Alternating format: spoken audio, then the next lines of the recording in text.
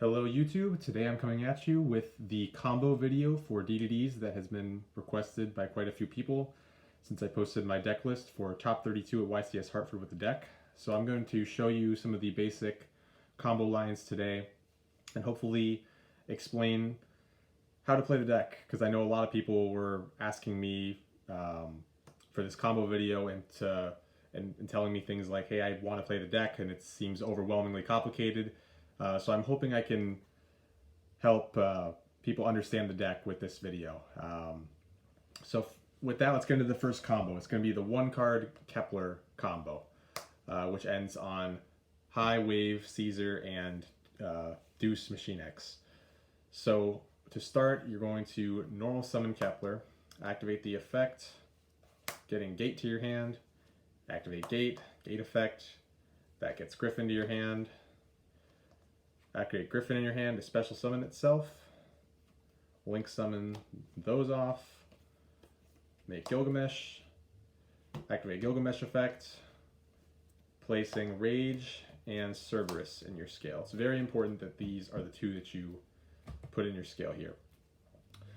Because Rage is scale 0, you can pendulum summon the Kepler as well as the Griffin. From here, Cerberus is important now because you can make the Kepler a level 4 monster. So you can overlay those two and make your Caesar. And from here, you can make your Marksman King Tell on top. And then activate the effect. You might as well to burn your opponent for 1,000 since you've taken 1,000 from Gilgamesh. From here, you link off Marksman and Gilgamesh for another copy of Gilgamesh. You use Marksman's effect to send from your deck to the graveyard a copy of Necroslime. From here, you activate Necroslime's effect, banishing itself and Kepler to summon Genghis. Now from here, you're going to overlay your Gilgamesh for a copy of Deuce, which triggers Genghis to revive Caesar. Now you link off your Deuce and your Caesar for your third copy of Gilgamesh. This will trigger Caesar when it's sent to the graveyard to add Swamp King to your hand. Now activate Swamp King, use its effect, banishing 2. You can banish both Gilgamesh, honestly, it doesn't really matter, but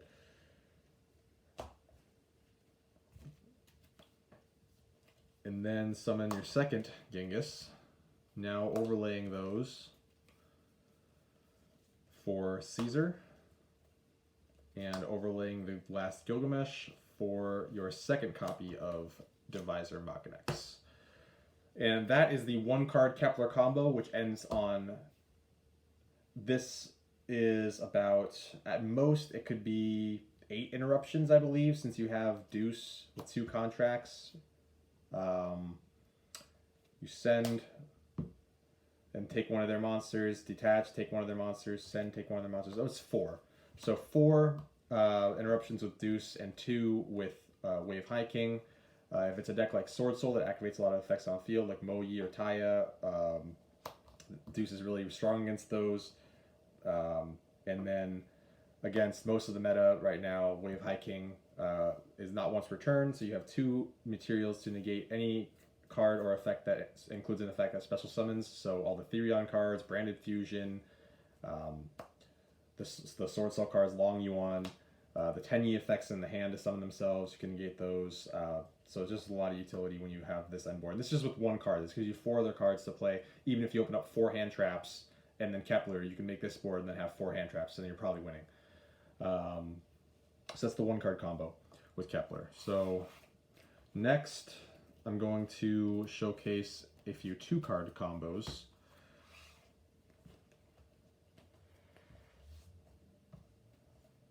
So for the first 2 card combo here, it's going to be Griffin plus Copernicus.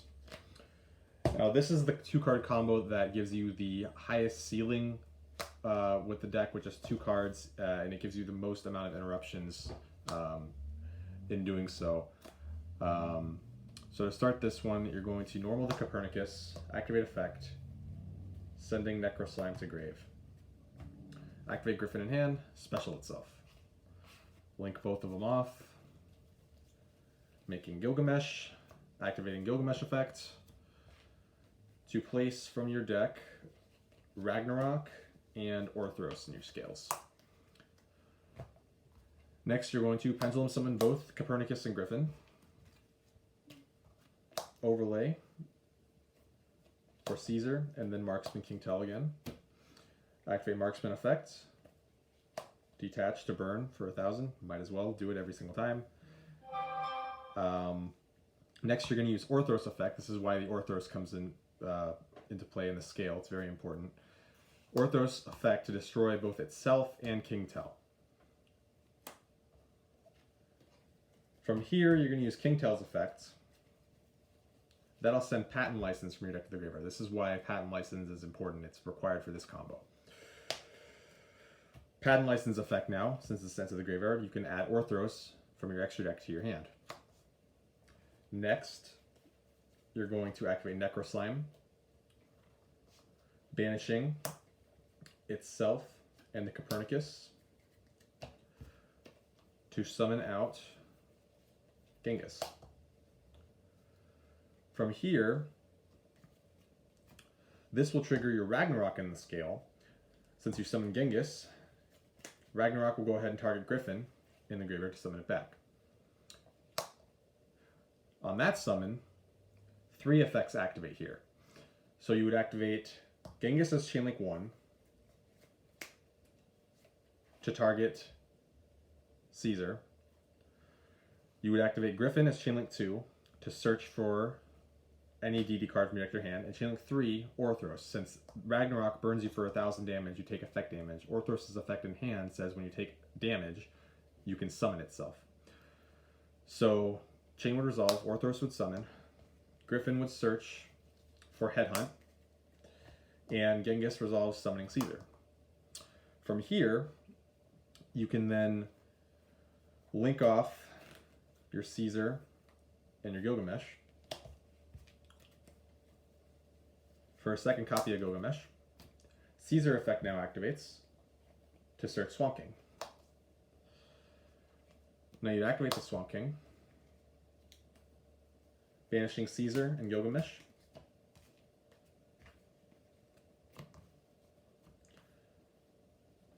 Summoning your second copy of Genghis. Overlaying those for Wave Hiking. Now, since you have Orthros and Griffin on the field, Orthros is a tuner, you can synchro those two, summon out your Siegfried, and then using your Gilgamesh, summoning Divisor. So, and then setting Headhunt, of course. So, with 2 cards, you wind up with Siegfried, Deuce, High Wave King, and the Headhunt. And this board is usually impossible for decks to break. It's just too many interruptions. There's at minimum, there's 6 interruptions total with this board with 2 cards. And again, that gives you 3 cards to play with that are not this. So even if you open up 1 or 2 bricks, or if you are a hand trap on top of that, it's even better. But this will kind of give you an idea of what the deck can do with a limited amount of resources. So that's the 2-card combo with Copernicus and Griffin. For the next combo, you're going to end on a similar end board without Headhunt in this case, but it's still a 2-card combo.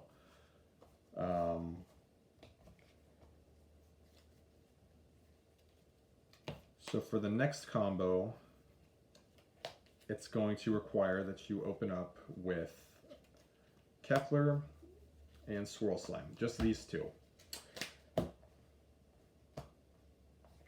So to start, normal summon Kepler, activate effects, grab Gate, activate Gate, Gate effect, grab Griffin, Griffin, summon itself out, the standard procedure so far. Link off those 2, summon Gilgamesh, activate effect. Now this is where things get a little interesting. You're going to place Ragnarok and Thomas in your scale. From here, you're going to Thomas effect to add the Griffin to your hand, and now activate the Swirl Slime, sending both of those, summoning out Genghis. From here, Ragnarok activates, targeting Griffin, summoning. Now you're going to activate just Griffin, not using Genghis yet, grabbing Copernicus. Now you're going to Swirl Slime, banish to summon the Copernicus, activate effect, send the Necro Slime to grave. Next, you're overlaying those, making Caesar.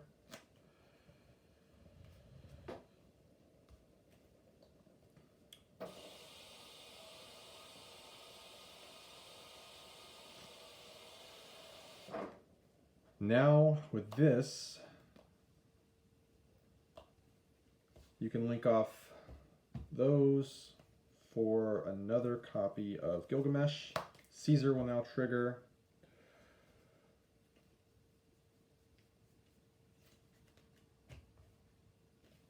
Getting you Swamp King. Now you're going to use Necro Slime, banishing to summon another Genghis. Now you activate your Genghis effect to revive the Caesar. Next, overlay those to make the High Caesar. Now you're going to overlay the Marksman on top of the Caesar, detach to burn. Next, you're going to Swamp King using Marksman from field and Gilgamesh from your graveyard. Summoning out Diarch. Activating Marksman effect, since it was sent to the graveyard, we can send Lamia to the graveyard. Next, you're going to use Lamia, sending Swamp King, summoning itself, and Synchro Summoning for Siegfried, and then overlaying on top for your Deuce. And again, it's a 2-card combo, but you have a good amount of follow-up because the Thomas in the scale can add back the Kepler to your hand, so in case your monsters get outed, you would still have the Thomas to add back the Kepler in your extra deck. And again, it's a 2-card combo. And you don't even Pendulum Summon when doing this. You lock your scales into 6 and 5. So that combo comes up sometimes. For the next combo, I'm going to start going into the 3-card combos that make the Baron.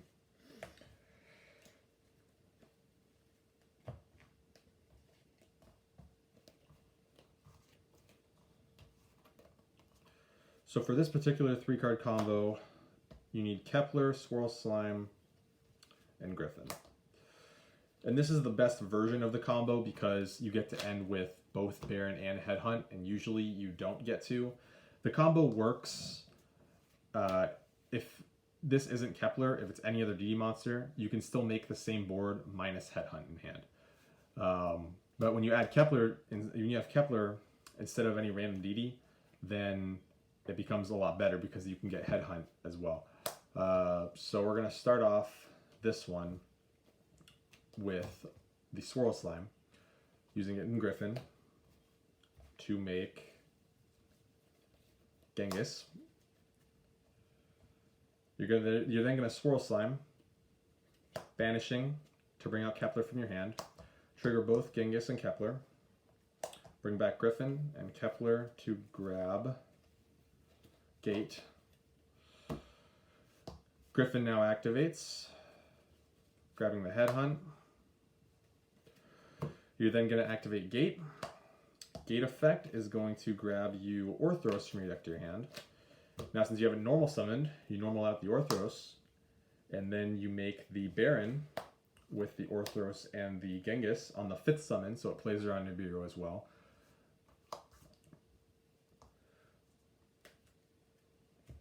Then, since you have 2 DDs left on the field, you link off both, summoning out Gilgamesh, activating effect. This gets you Ragnarok and Orthros. In this situation, it doesn't necessarily have to be Orthros, but sometimes it's good to do to have Orthros anyway in the scale, as depending on what you're playing against. It can pop another back row on your next turn, which your opponent sets back row. You Orthros pop it if Orthros is in scale. So usually, even if you don't have to for this combo, it's usually good to do Orthros anyway. Next, you can Pendulum Summon Orthros and Griffin. Again, if you have a card to discard for Griffin, pitch and draw one. Next, you're going to overlay those for your Caesar again. And then you're going to put your Marksman on top of that.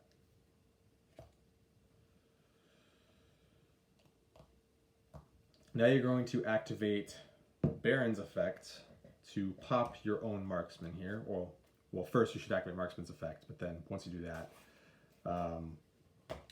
pop Marksman. Marksman effect now.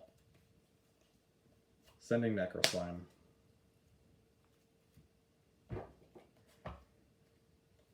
Now activate Necro Slime. Banishing itself and the Orthros.